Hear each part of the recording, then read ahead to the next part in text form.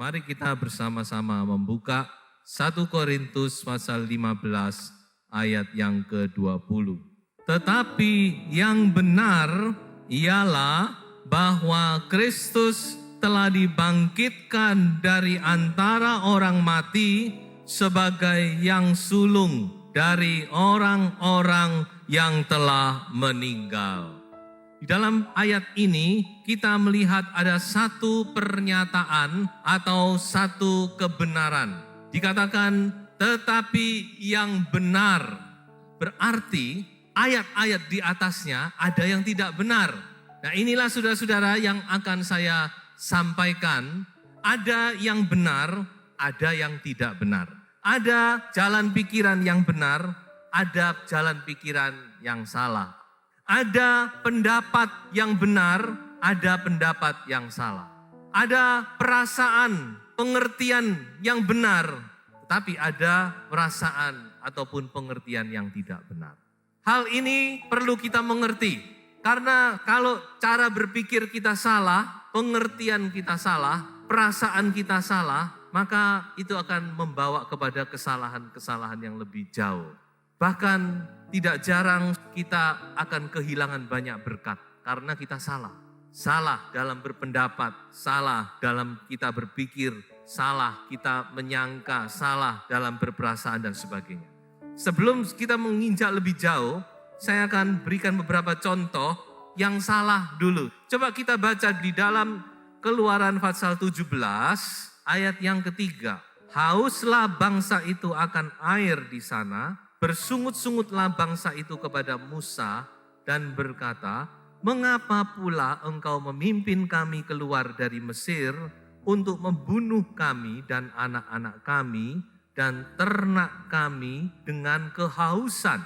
Coba saudara perhatikan perkataan bangsa Israel ini. Jadi saat mereka mengalami satu masalah di mana mereka tidak mendapatkan air di padang gurun. Memang ini adalah masalah yang cukup serius. Kalau di padang gurun kehabisan air lalu tidak mendapatkan air, ini memang saudara-saudara hal yang cukup serius. Tetapi kita lihat bagaimana persepsi bangsa ini terhadap Tuhan, terhadap Musa. Mereka berkata, mengapa kok kamu bawa kami keluar kalau cuma untuk membunuh kami? Lebih baik kami mati di tanah Mesir. Jadi mereka salah berpikiran, salah berpendapat, salah persepsi tentang Tuhan. Mereka menganggap Tuhan itu Tuhan yang tidak baik karena Tuhan sudah membawa mereka keluar, tetapi Tuhan tidak memberi mereka air. Nah, saudara-saudara, perkataan semacam ini kalau kita baca di dalam Keluaran maupun Bilangan, ini terus dikatakan berulang-ulang oleh bangsa Israel. Nah, saudara, coba kita lihat ayat yang ke-7. Dinamailah tempat itu Masa dan Meriba oleh karena orang Israel telah bertengkar dan oleh karena mereka telah mencobai Tuhan dengan mengatakan, adakah Tuhan di tengah-tengah kita atau tidak? Jadi ternyata mereka tidak berhenti sampai di situ. Mereka bahkan sempat meragukan apa benar Tuhan itu ada. Padahal mereka baru saja mengalami mujizat, bukan? Mereka dengan mata kepala sendiri melihat bagaimana Tuhan menghukum orang-orang Mesir. Bagaimana Tuhan membelah laut dan sebagainya. Tapi toh mereka juga masih berpikiran salah, berperasaan salah, persepsinya salah terhadap Tuhan. Bahkan mereka meragukan kehadiran Tuhan di tengah-tengah mereka. Nah, inilah yang saya maksud tadi. Kalau kita punya pemikiran yang salah, kita punya pandangan yang salah, kita akan salah. Bahkan kita akan kehilangan berkat. Dan kenyataannya bangsa Israel kehilangan berkat. Seharusnya mereka bisa menikmati tanah Kanaan. Mereka harus tertunda sekian puluh tahun dan anak-anak mereka lah yang bisa menikmati. Nah, satu contoh lagi saudara-saudara, di dalam 2 Raja-Raja pasal 5 ayat yang ke-11 dan ayat yang ke-12.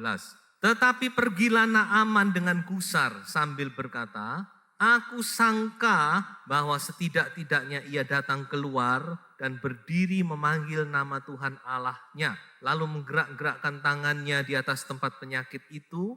Dengan demikian menyembuhkan penyakit kusta. Bukankah Abana dan Parpar, sungai-sungai Damsyik, lebih baik dari segala sungai di Israel? Bukankah aku dapat mandi di sana dan menjadi tahir? Kemudian berpalinglah ia dan pergi dengan panas hati. Naaman, dia cari kesembuhan, dia sudah dekat dengan kesembuhan, dia tinggal melangkah satu langkah saja, dia sembuh, dia terima mujizat. Tapi dia berpikiran salah, saudara. Persepsinya salah, pandangannya salah, perkiraannya salah. Dia pikir kalau aku datang, tentu nanti nabi atau siapapun juga dia yang katanya bisa menyembuhkan aku, pasti dia akan keluar, lalu paling enggak gimana caranya ya. Dia pikir seperti dukun-dukun di Damsyik, lalu kira-kira aku dijamah. Nah, ini perkiraannya dia. Tapi ketika dia datang, ternyata yang nemu itu pegawainya Elisa. Cuma ngomong, Naaman, katanya Nabi Elisa, Bapak Naaman pergi mandi di sungai Yordan, jebur 7 kali. Ya salah. Hampir saja dia kehilangan berkat. Untung saudara-saudara, dia masih punya penasehat yang baik. Nah, penasehat itu penting. Makanya suami-suami jangan remehkan istri. Penasehat suami yang terbaik itu istri. Kadang-kadang suami karena gengsi, karena merasa diri dia paling hebat, lalu dia remehkan. Kita bisa keliru jalan. Untung Naaman dia masih dengar nasihat. Meskipun dia seorang jenderal, seorang pemimpin, tapi rupanya dia hatinya itu masih netral, masih terbuka. Dia bisa menerima nasihat. Dia pikir, iya betul juga ya. Orang cuma suruh nyebur tok, apa sulitnya? Dia terima mujizat, haleluya. Tapi di sini kita lihat kesalahan dalam kita berprasangka, berpikiran itu seringkali menjadi penghalang berkat. Penghalang dari pertolongan Tuhan. Paulus berkata, yang benar ialah. Berarti ada yang tidak benar. So itu yang tidak benar kita akan buang jauh-jauh dari kehidupan kita, dari pikiran kita, dari perasaan kita. Tetapi kita mau rangkul yang benar.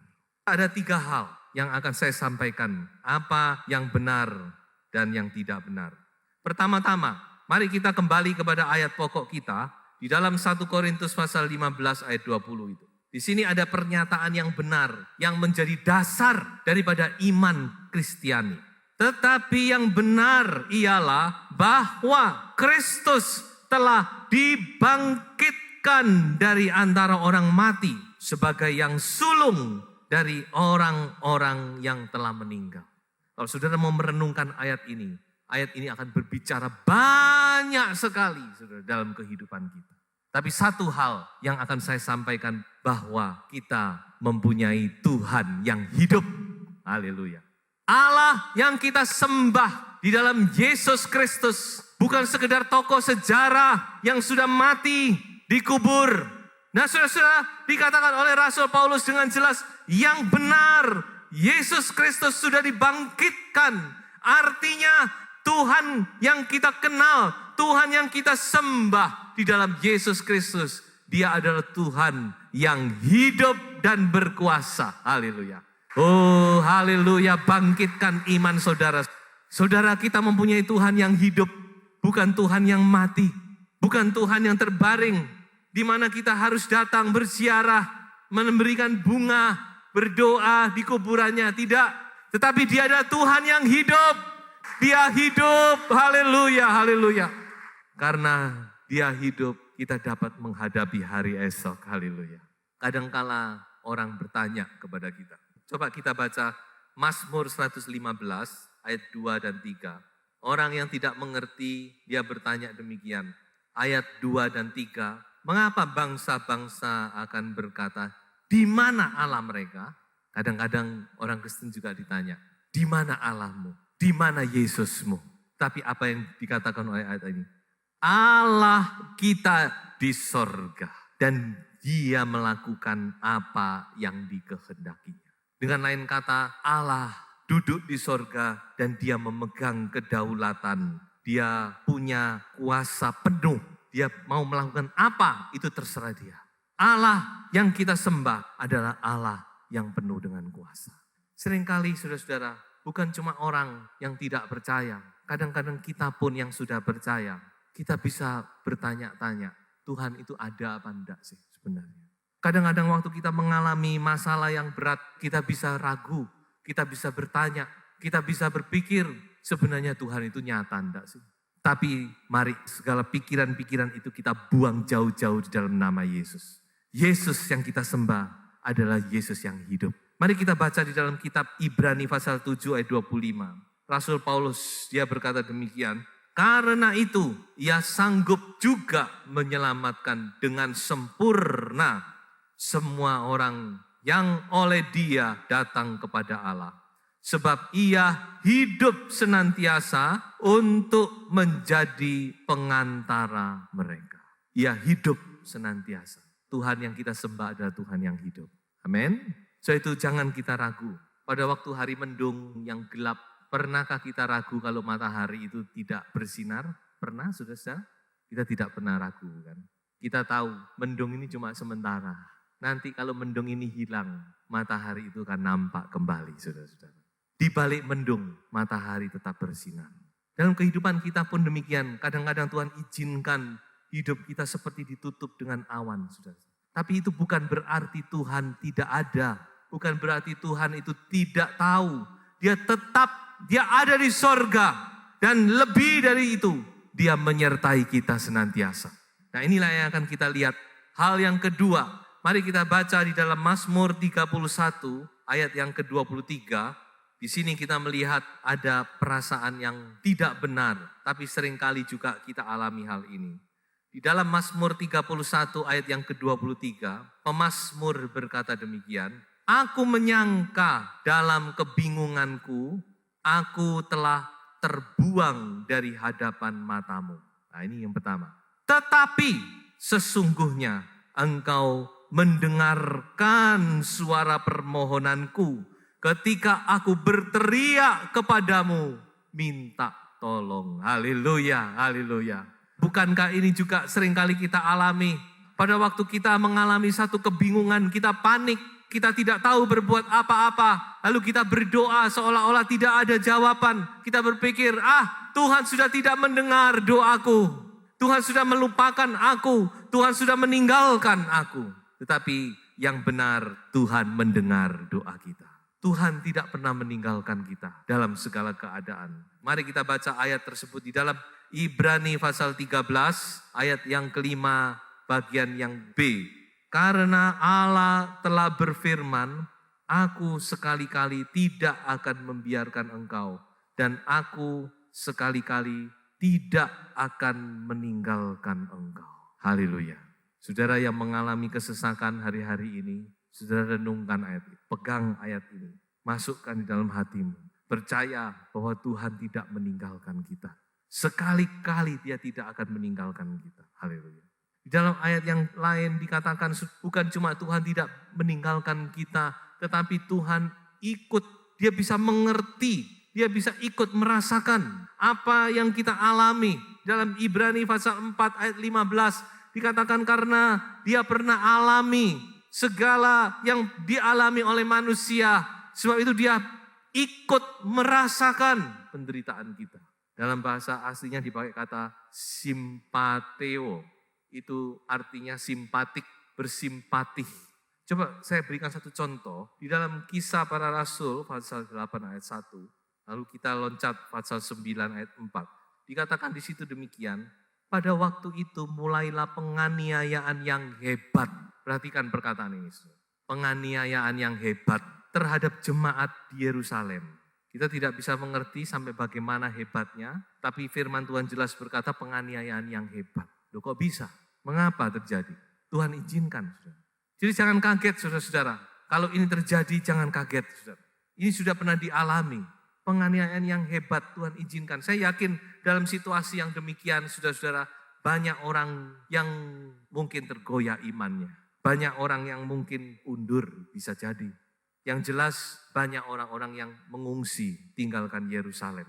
Tapi rupa-rupanya penganiayaan ini mengejar terus saudara. Dan kemudian kita lompat pasal 9 ayat 4 dan ayat yang kelima. Coba saudara perhatikan ayat-ayat ini. Luar biasa ini saudara. Ia rebah ke tanah dan kedengaranlah olehnya suatu suara yang berkata kepadanya, Saulus, Saulus, mengapakah engkau menganiaya? Siapa? Menganiaya aku. Yesus tidak berkata mengapa engkau menganiaya umatku. Mengapa engkau menganiaya jemaatku. Tidak. Mengapa engkau menganiaya gerejaku? Tidak. Tapi Yesus berkata, Saulus, Saulus, mengapa engkau menganiaya aku? Haleluya. Kemudian jawab Saulus, siapakah engkau Tuhan? Katanya, akulah Yesus yang kau aniaya itu. Jangan main-main, saudara-saudara. Apa yang kita alami, itu juga Tuhan rasakan. Kelemahan kita, Dia ikut merasakan. Ada satu ayat di dalam Pemazmur juga berkata, hari demi hari Dia menanggung segala kesusahan kita. Ya, ayat ini satu penghiburan, tapi sekaligus satu peringatan. Hal ini jangan sampai terjadi. Tapi saya tetap akan memperingatkan dalam kehidupan rumah tangga. Jangan ada abuse, pelecehan, penganiayaan. Apakah dalam bentuk fisik maupun dalam bentuk perasaan. Banyak masih terjadi. Suami menganiaya istri. Atau sebaliknya istri menganiaya suami. Loh kok bisa? Bisa, saudara. Tapi umumnya penganiayaan mungkin berupa kata-kata. Orang tua menganiaya anak. Loh jangan dipikir tidak bisa, saudara. Anak kandung bisa dianiaya. Mungkin saya tidak sadar. Makanya Paulus berkata di dalam satu ayat dikatakan, hai bapak-bapak jangan sakiti hati anakmu. Kadang-kadang kita tidak sadar kita menganiaya anak mungkin dengan kata-kata yang menjatuhkan, yang menusuk perasaan dan sebagainya. Atau sebaliknya, anak menganiaya orang tua.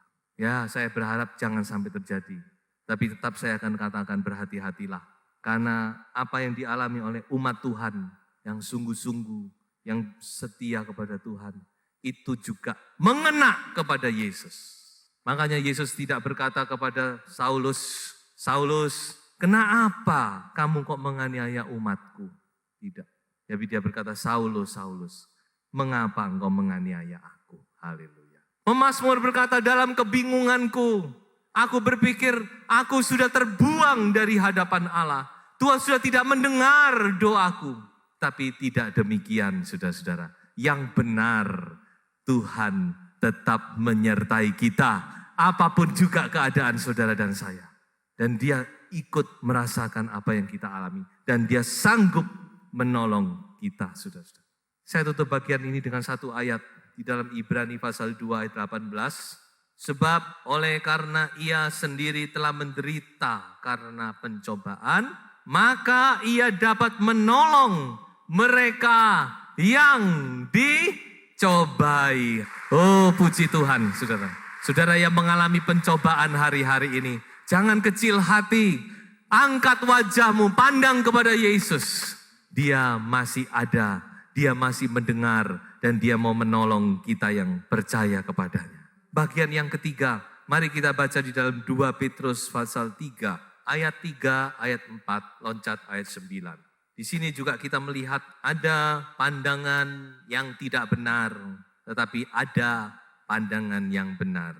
2 Petrus 3 ayat yang ketiga, yang terutama harus kamu ketahui ialah bahwa pada hari-hari zaman akhir akan tampil pengejek-pengejek dengan ejekan-ejekannya, yaitu orang-orang yang hidup menuruti hawa nafsunya. Kata mereka, di manakah janji tentang kedatangannya itu? Nah ini menyerang firman Tuhan kan. Janji Tuhan itu mana? Katanya Tuhan Yesus mau datang, mana janjinya? Firman Tuhan itu buktinya mana? Sebab sejak bapak-bapak leluhur kita meninggal, segala sesuatu tetap seperti semula pada waktu dunia diciptakan. Nah, saudara-saudara perhatikan, ini tidak benar. Mengejek, mengolok firman Tuhan, meragukan firman Tuhan. Ayat yang ke-9, Tuhan tidak lalai menepati janjinya, sekalipun ada orang yang menganggapnya sebagai kelalaian.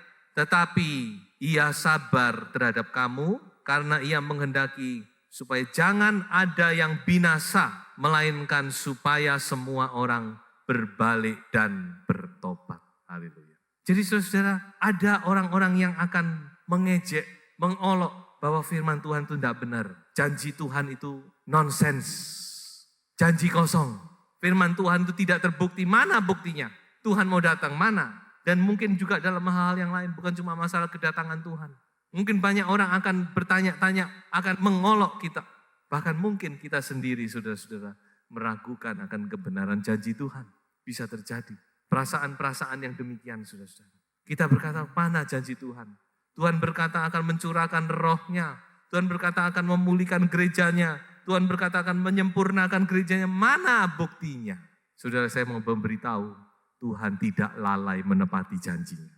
Kita percaya atau tidak, tetap janji Tuhan itu akan digenapi pada saatnya. Tinggal kita mau percaya atau tidak. Tuhan tidak menunggu kita percaya atau tidak. Saatnya nanti pada waktunya tiba. Saya ingat ada satu ayat yang menarik sekali. Di dalam Keluaran 12 ayat 41. Sesudah lewat 430 tahun, tepat pada hari itu juga. Ini luar biasa nih. Tuhan pernah berkata kepada Abraham. Pada waktu Abraham masih belum apa-apa. Dia masih dapat janji. Tuhan beri Abraham satu penglihatan. Lalu dia berkata, nanti keturunanmu akan diperbudak. Setelah Tuhan menyebutkan satu jangka waktu, mereka akan keluar. Itu terjadi zaman Abraham mungkin 500 tahun sebelumnya. Atau ya kurang lebih itu. Dan dikatakan oleh firman Tuhan, setelah 430 tahun mereka diam di Mesir. Tepat pada hari itu juga keluarlah segala pasukan Tuhan. Tuhan tidak pernah lupa akan perjanjiannya. Amin. Haleluya. Setiap pasal ayat baris di dalam Alkitab ini adalah janji Tuhan yang Tuhan meteraikan dengan darahnya yang kudus. Sebab itu saudara, jangan goyah memegang janji Tuhan, saudara. Jangan pernah ragu, jangan pernah goyah. Tetapi biarlah kita tetap berpegang kepada firman Tuhan. Di dalam Ibrani pasal 10 ayat 37.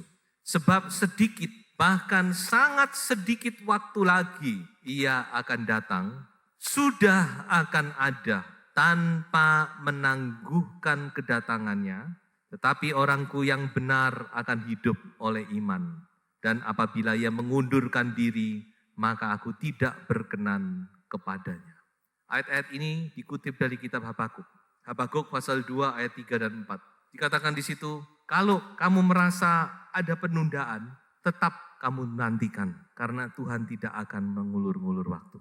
Jadi dikatakan saudara-saudara, waktunya pasti akan datang. Tuhan tidak akan menangguhkan. Janji Tuhan itu akan digenapi. So itu jangan kita mengundurkan diri. Seringkali kita, ini yang sayang. Kita sudah bertahan. Sudah sampai langkah terakhir, kita lalu undur. Padahal kita tinggal satu langkah lagi. So itu firman Tuhan berkata, orang bertahan itu harus sampai akhir. Jangan kita mengundurkan diri, kita kehilangan berkat. Tapi kalau kita tetap maju, kita akan memperoleh berkat itu. Ayat yang ke-35, naik sedikit. Ayat 35 dan ayat yang ke-36. Tetap dalam Ibrani pasal 10. Sebab itu janganlah kamu melepaskan kepercayaanmu. Jangan dilepas saudara-saudara. Saudara selama ini sudah tekun, setia, percaya memegang firman Tuhan. Meskipun mungkin masih belum nyata semuanya itu. Jangan saudara lepas eman saudara. Jangan dilepas karena besar upah yang menantinya. Haleluya. Ada upah saudara-saudara. Sebab kamu memerlukan ketekunan. Supaya sesudah kamu melakukan kehendak Allah, kamu memperoleh apa yang dijanjikan itu. Haleluya. Tuhan tidak pernah lalai. Tuhan tidak pernah lupa. Tuhan berkata ya di atas ya. Tidak di atas tidak. Jadi kalau dia berjanji, kita boleh pegang. Saya ingat satu ayat di dalam Mazmur, indah sekali saudara-saudara. Di dalam Mazmur 119 ayat 33. Di sini ada satu perkataan Raja Daud. Perlihatkanlah kepadaku ya Tuhan, petunjuk ketetapan-ketetapanmu. Aku hendak memegangnya sampai saat terakhir. Pegang firman Tuhan itu sampai saat terakhir. Jangan dilepaskan, jangan lepaskan kepercayaanmu, kata Rasul Paulus. Tekun memegang janji Tuhan. So itu saudara-saudara, sekali lagi, kalau datang pikiran-pikiran, perasaan yang tidak benar, keraguan, kebimbangan, kita mau tolak itu semuanya di dalam nama Yesus. Dan kita mau tundukkan pikiran kita kepada firman Tuhan. Tuhan adalah Allah yang setia. Apa yang saudara alami, saya tidak mengerti. Saya sangat terbatas, tetapi Tuhan Allah Roh Kudus itu tidak terbatas. Dia mengerti apa yang saudara alami. Jangan saudara ragu, jangan saudara bimbang akan kasih-Nya, akan penyertaan-Nya, akan janji firman Tuhan. Saudara tetap pegang, maka kita akan mendapat kemenangan pada akhirnya. Tuhan memberkati kita semua.